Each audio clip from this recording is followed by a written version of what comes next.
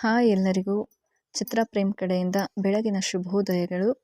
ಸ್ವಲ್ಪ ಚೇಂಜ್ ಇರಲಿ ಅಂತ ಇವತ್ತು ಬೆಳಗ್ಗೆ ಅಡುಗೆ ರೆಸಿಪಿನ ಹೇಳ್ಕೊಡ್ತಾ ಇದ್ದೀನಿ. ರವೆ ದೋಸೆ ಮಾಡೋದನ್ನು ಹೇಳ್ಕೊಡ್ತೀನಿ. ಅದಕ್ಕೆ ಬೇಕಾಗಿರುವಂಥದ್ದು ರವೆ, ಮೊಟ್ಟೆ, ರಾಗಿ ಹಿಟ್ಟು, ರುಚಿಗೆ ತಕ್ಕಷ್ಟು ಉಪ್ಪು, ಈರುಳ್ಳಿ ಇದ್ದರೆ ಸಾಕು. ಫಸ್ಟ್ ನಾವೇನು ಮಾಡಬೇಕು ಅಂದರೆ ಒಂದು ಬೌಲ್ಗೆ ನಾವು ರವೆನ ನೆನೆ ಹಾಕೊಬೇಕು.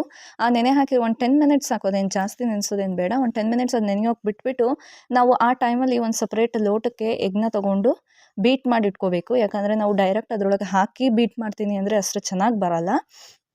ಸೊ ಅದರಿಂದ ಸಪ್ರೇಟಾಗೆ ಬೀಟ್ ಮಾಡಿ ಎತ್ತಿಟ್ಕೋಬೇಕು.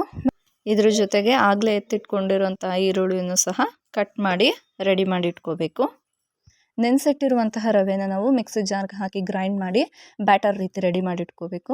ಆ ರೆಡಿಯಾಗಿರುವಂತಹ ರವೆ ಬ್ಯಾಟರ್ಗೆ ಸ್ವಲ್ಪ ರಾಗಿ ಹಿಟ್ಟು, ಸ್ವಲ್ಪ ನಾವು ಆಗಲೇ ಬೀಟ್ ಮಾಡಿ ಇಟ್ಕೊಂಡಿರುವಂತಹ ಎಗ್, ಸ್ವಲ್ಪ ಈರುಳ್ಳಿ, ರುಚಿಗೆ ತಕ್ಕಷ್ಟು ಉಪ್ಪು ಹಾಕಿ ನಾವು ಚೆನ್ನಾಗಿ ಗಂಟು ಬರದ ರೀತಿ ಚೆನ್ನಾಗಿ ಕಲಸಿ ನೀಟಾಗಿ ಒಂದು ಹದವಾಗಿ ಮೀಡಿಯಮ್ ಹದದಲ್ಲಿ ಬ್ಯಾಟರ್ನ ರೆಡಿ ಮಾಡಿ ಇಟ್ಕೋಬೇಕು. ಮಕ್ಕಳಿಗೆ ಅಂದಿರೋದಕ್ಕೆ ನಾನು ಖಾರನ ಆ್ಯಡ್ ಮಾಡಿಲ್ಲ. ನಿಮಗೆ ಬೇಕಾದಲ್ಲಿ ನೀವು ಅದನ್ನು ಆ್ಯಡ್ ಮಾಡ್ಕೋಬೋದು.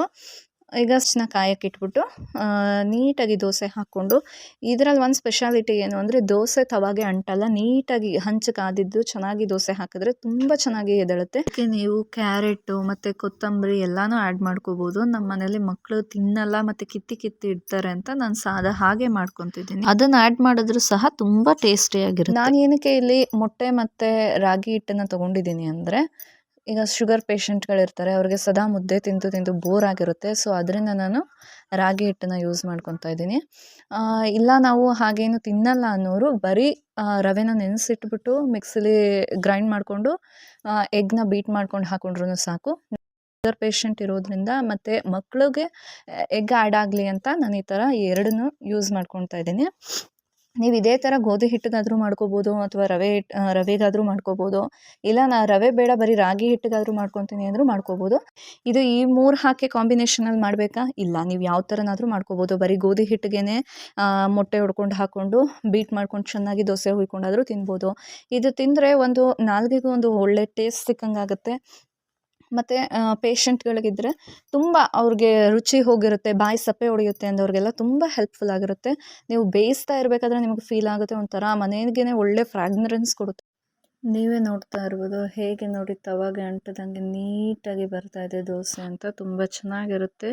ಮತ್ತು ಆ ಮೊಟ್ಟೆ ಸ್ಮೆಲ್ಲು ತುಂಬ ಚೆನ್ನಾಗಿ ಬರುತ್ತೆ ಅದು ಬೇಯಬೇಕಾದ್ರೆ. ಸೇಮ್ ಒಂದು ನೀವು ಆಮ್ಲೆಟ್ ತಿನ್ನೋ ರೀತಿಯೇ ನಿಮಗೆ ಫೀಲ್ ಆಗುತ್ತೆ.